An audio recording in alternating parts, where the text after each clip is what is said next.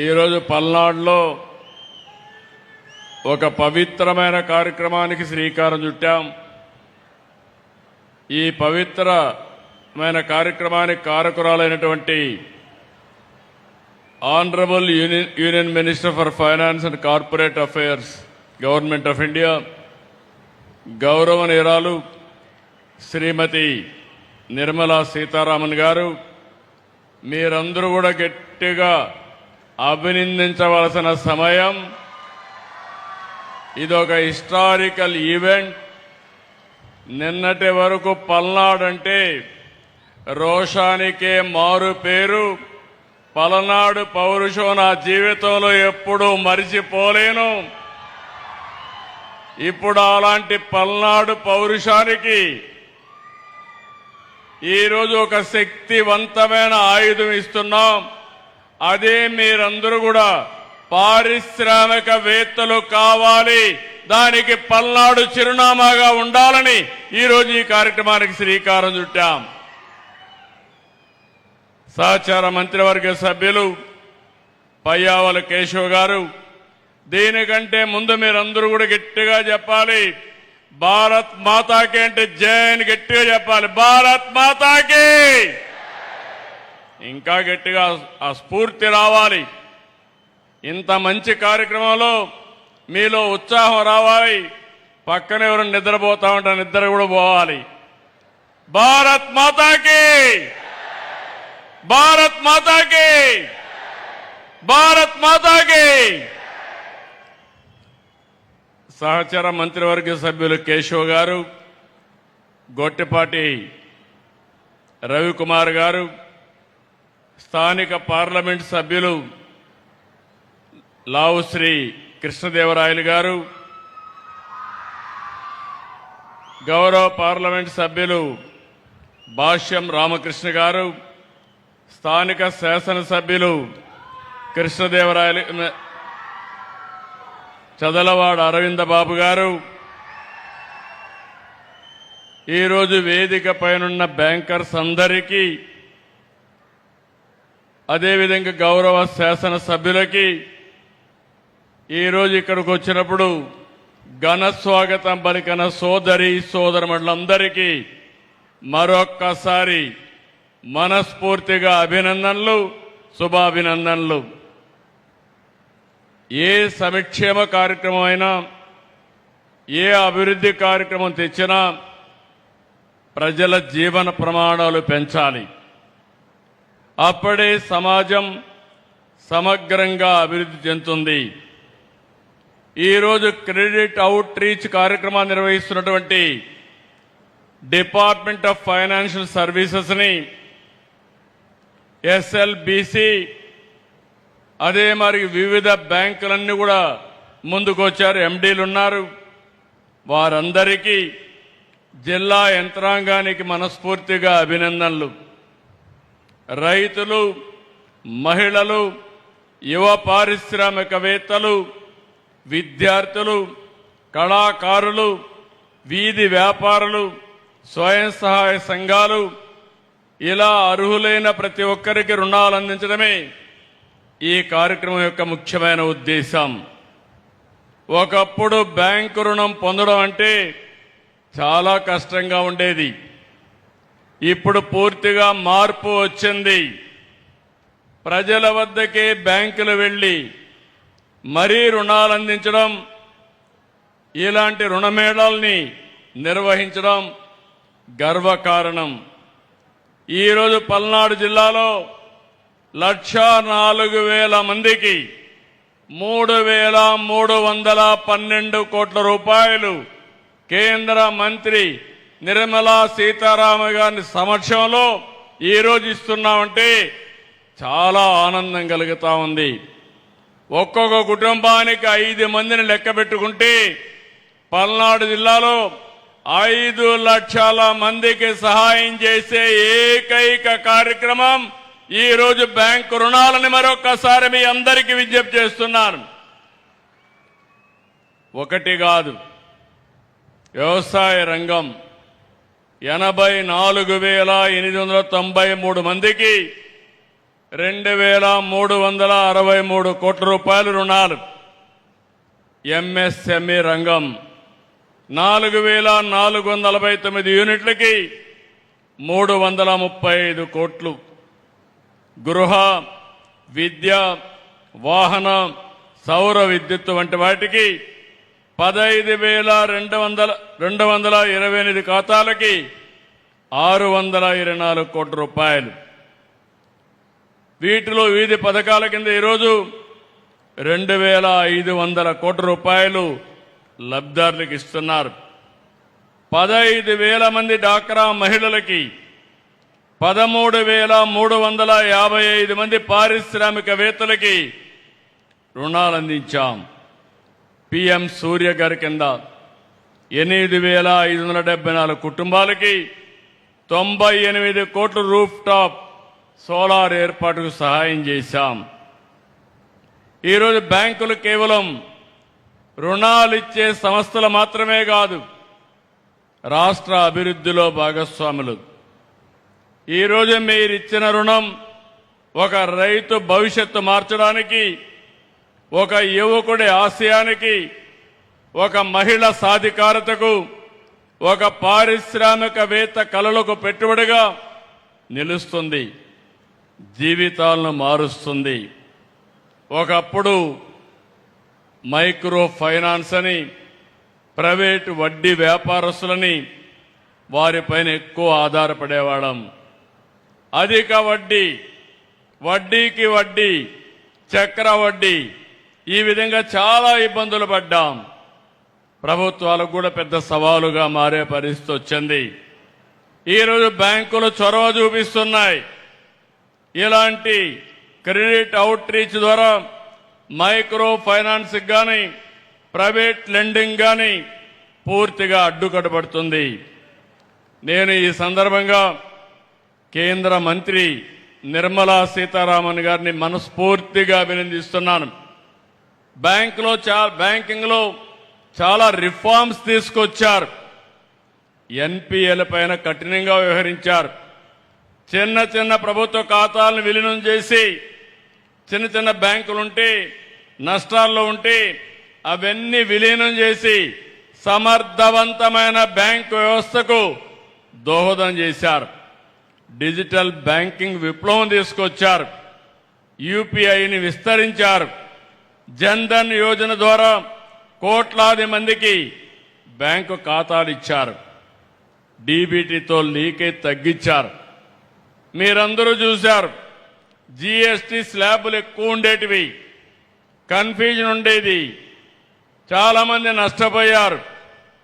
వారు చేసిన సింప్లిఫికేషనే కాకుండా రైతులకు, పేదవాళ్లకు న్యాయం జరిగేట్టుగా జీఎస్టీ స్లాబులు మార్చారు.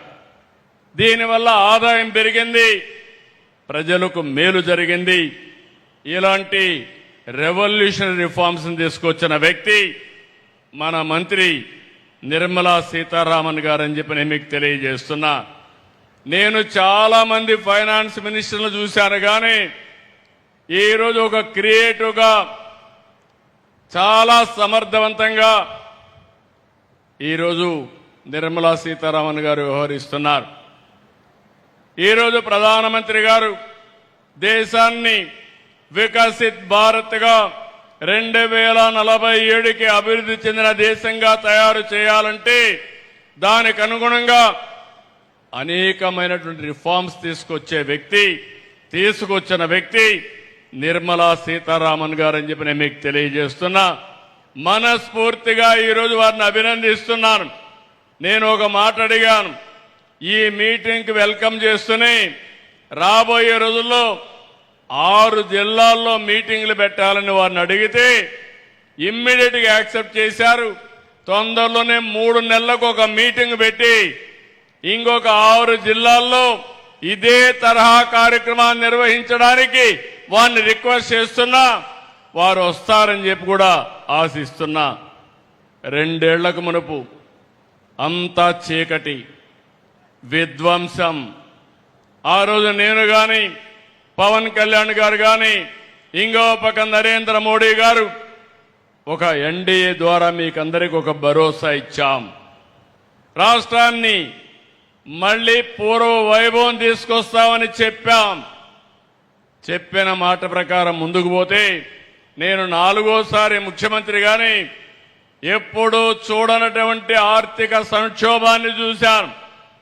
ఎక్కడ చూసినా సమస్యల సుడిగుండమే.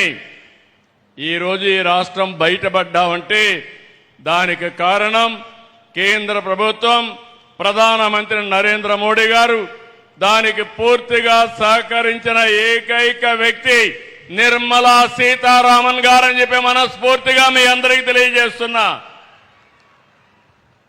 ఈరోజు అమరావతికి 15,000 కోట్ల రూపాయలు ఇచ్చి నిలిచిపోయిన అమరావతికి జీవం పోశారు. ఈరోజు మళ్ళీ బ్యాంకింగ్ కూడా అందరికీ చెప్పి డబ్బులు ఇప్పించే పరిస్థితికి వచ్చారు. రెండో పక్కన పోలవరం 12,157 కోట్లు ఇచ్చారు. ఈరోజు వారికి హామీ ఇస్తున్నాను. ఈ నర్సారావుపేట మీటింగ్ లో 2027 మార్చి లోపల పూర్తి చేసి మొదటి ఫేజ్ ని జాతికి అంకితం చేసే బాధ్యత ఈ ప్రభుత్వం తీసుకుంటాం.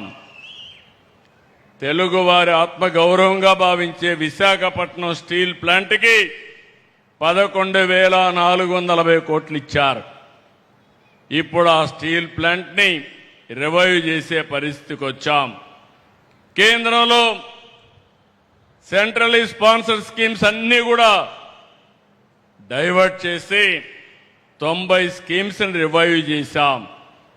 ఈరోజు జీరామ్జీ కింద 7,700 కోట్ల రూపాయలు వచ్చే పరిస్థితికి వచ్చింది. జల్ జీవన్ మిషన్ కింద 28,000 కోట్ల రూపాయలు తెచ్చుకోగలిగాం. రాయలసీమని హార్టికల్చర్ హబ్గా తయారు చేయడానికి 1,00,000 కోట్ల రూపాయలు పెట్టుబడులు పెడతాం. ఇందులో 40,000 కోట్ల రూపాయలు కేంద్ర సహకారంతో రుణం తెచ్చుకుంటున్నాం. కొంత గ్రాంట్ ఇచ్చారు. 60,000 కోట్ల రూపాయలు ప్రైవేటు పెట్టుబడులు వస్తాయి. ప్రపంచానికి ఒక గ్లోబల్ హబ్గా రాయలసీమ హార్టికల్చర్ లో తయారవుతుంది. ఇవన్నీ కూడా ఒక ఎత్తు అయితే వారి మైండ్ ఎప్పుడు కూడా క్రియేటివ్ గా పనిచేస్తుంది. చాలా సున్నితంగా ఆలోచిస్తారు, డీటెయిల్డ్ గా ఆలోచిస్తారు. నేను పోయినప్పుడు ఒకటే చెప్పారు, మీరు హై ఇంట్రెస్ట్ రేట్లు ఉన్నాయి, ఇవి తగ్గించకపోతే చాలా ఇబ్బందులు వస్తాయని చెప్పి 12-13% రేట్ ఆఫ్ ఇంట్రెస్ట్ ఉంటే వారి సహకారంతో 8-9%కి తెచ్చాం. దీనివల్ల సంవత్సరానికి 1,538 కోట్ల రూపాయలు ఆదా చేశాం. అది పూర్తిగా సాధ్యమైందంటే నిర్మలా సీతారామన్ గారు చూపించినటువంటి చొరవ, వారిని మనస్ఫూర్తిగా అభినందిస్తున్నాను. ఈ సందర్భంగా మనం ఒక విషయం గుర్తుపెట్టుకోవాలి. ప్రపంచం మొత్తం జియో పొలిటికల్ సిచ్యువేషన్, దీనివల్ల యుద్ధాలు జరుగుతున్నాయి. ఇంకో పక్క వాతావరణ పరిస్థితులు తారుమారైపోయినాయి.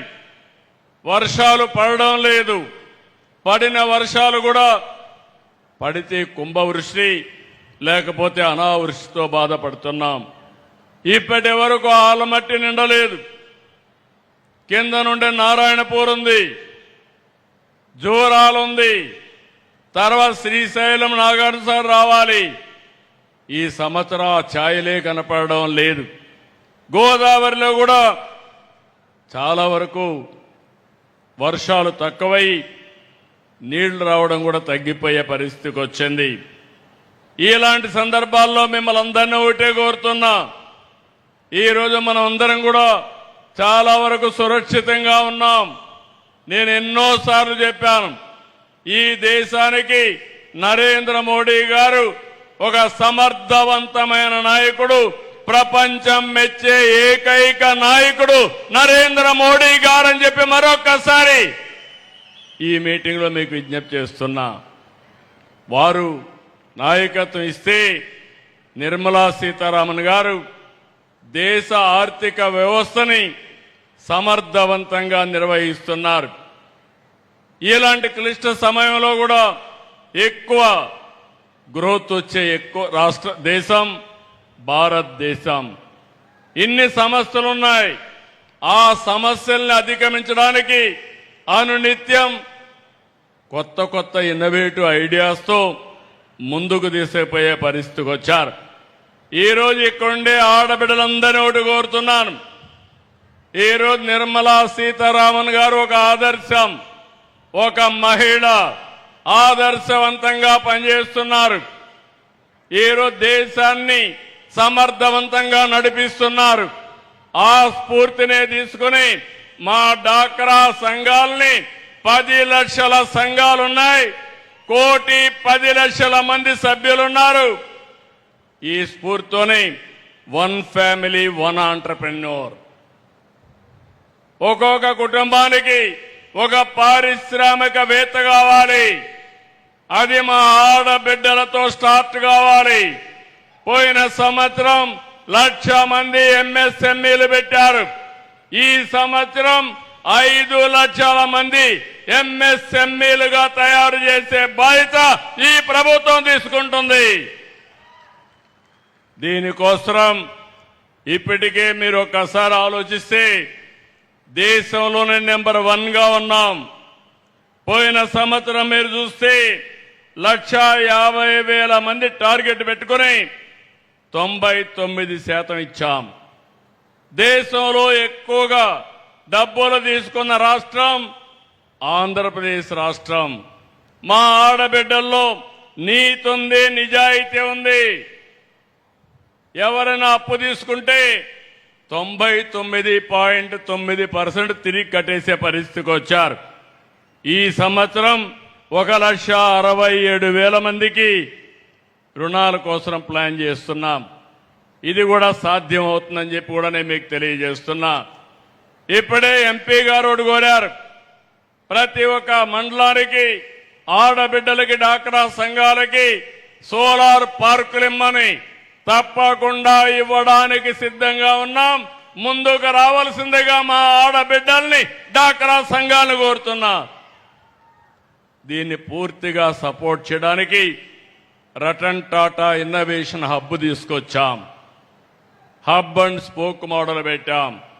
అమరావతిలో మెయిన్ కేంద్రం పెట్టి అక్కడి నుంచి 5 జోన్స్లో 5 ఆఫీసులు పెట్టి దీన్ని లాజికల్గా తీసుకుపోవడానికి నా జీవితాశయం ప్రతి ఒక్క కుటుంబంలో ఒక్క పారిశ్రామికవేత్తను తీసుకురావాలని. ఈరోజు చూశాను, చాలా మంది రైతులు కోల్డ్ స్టోరేజ్ పెట్టుకునే పరిస్థితికి వచ్చారు. ఇలాంటి అనేకమైన వినూత్నమైన కార్యక్రమాలతో ముందుకు వచ్చే పరిస్థితికి వచ్చారు. మళ్ళీ మిమ్మల్ని అందరినీ ఒకటే కోరుతున్నా, ఈరోజు ఒక చరిత్ర మంచి కార్యక్రమానికి శ్రీకారం చుట్టాం. ఇలాంటి కార్యక్రమాలు ఇంకా చేసుకోవాల్సిన అవసరం ఉంది. పల్నాడు జిల్లాలో పారవలసింది రక్తం కాదు. పల్నాడు జిల్లాలో ఒక విప్లవం రావాలి, పారిశ్రామిక విప్లవం రావాలి, పేదరికం పోవాలి. దానికి ప్రభుత్వం ముందుంటామని మరొక్కసారి తెలియజేసుకుంటూ, కేంద్రం వికసిత్ భారత్ 2047, రాష్ట్రం స్వర్ణాంధ్రప్రదేశ్ 2047 కోసం పనిచేస్తున్నాం.